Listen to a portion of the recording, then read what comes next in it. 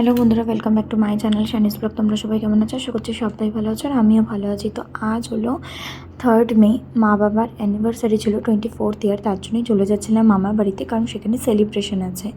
তো এখানে এসে প্রথমে রাধা গোবিন্দের কাছে একটু দেখা করে নিলাম, তারপরে এগোচ্ছে এখানে সবাই মিলে একটু আড্ডা দিচ্ছিলাম আর কি। তারপরে দুপুরের খাওয়া দাওয়া করে রান্না বান্না আর কি হবে, নিয়ে গল্প টল্প করে তারপরে চলে গেছিলাম ছাদে। মামার বাড়িতে কিছু গাছ আমার বেশ পছন্দ হয়েছে, সেগুলোরই ডালগুলো নিয়ে যাব বাড়িতে পুঁতবো বলে। তো সেই জন্যই এসে ছাদ থেকে ডালগুলো কাটছিলাম আর কি। আমার তো গাছের এত নেশা, যেখানেই দেখি মনে হয় নিয়ে যাই হোক। তারপরে গাছ টাছগুলোর ডাল ফাল সমস্ত কিছু কেটে তারপরে চলে এসেছিলাম সন্ধ্যাবেলা একটু আড্ডা দিতে।